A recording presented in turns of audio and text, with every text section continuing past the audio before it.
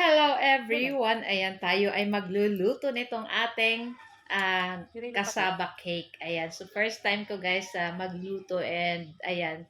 So far sa ating first time ay masarap naman po siya guys. At ayan na nga, at titikman ni Anin.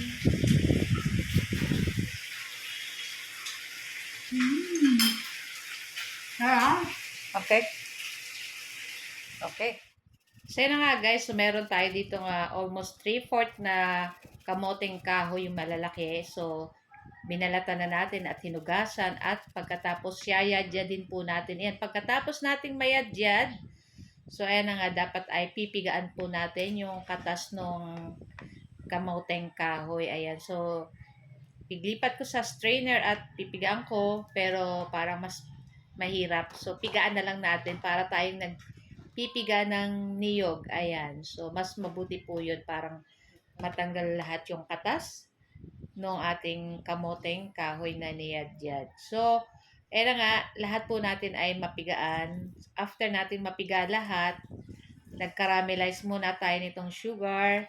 Pero parang nagkulang yung ating sugar, kaya konti lang yung ating nailagay. Pero okay lang. Next time na magawa tayo, dapat siguro medyo marami-rami. Yung ganito karami, siguro sa isang lagayan lang siya.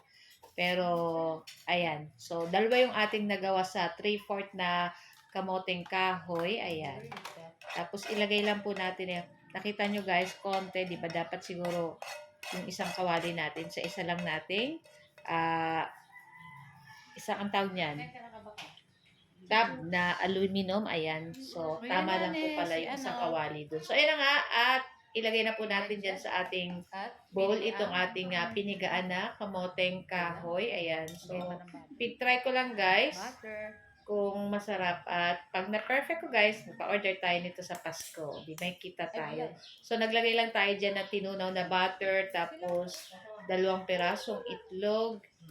At pagkatapos, maglalagay rin po tayo ng gatas dyan at condensed milk. So, evaporated milk at condensed milk yung ating ilalagay. So, sa kasamaang palad guys, hindi ko na video yung paglagay ng ating gatas dahil yung ating evaporated milk ng paglagay ay hindi pa pala masyadong bukas. So, ayan, hindi naula yung gatas. So, pagkatapos, hindi ko na guys na videohan. Nandito na tayo sa ating oven. I-oven na natin to ng mga 170 degrees Celsius at lutuin po natin sa mga 40 minutes. Tapos, ayan, medyo na-late yung ating keso. Kaya medyo, dapat bago ilagay natin yung keso ay medyo hilaw pa yung ibabaw para kasama na siyang maluto. Pero okay lang guys at masarap naman po talaga pag may cheese. So after nyan, lulutuin pa natin yung ating kasaba cake pagkatapos ng ating cheese na mailagay. So after ilang minuto pa guys, ayan, medyo hindi natutunaw yung ating keso kasi nga na-late na yung ating lagay. So next time, dapat ma-perfect na natin. Pero guys, sa lasa nito guys, masarap talaga guys. At talagang nagustuhan na naman ng aking 3 sons. Ayan. Kaya naman, ito lang po ang ating video today. Don't forget to like and share. Bye!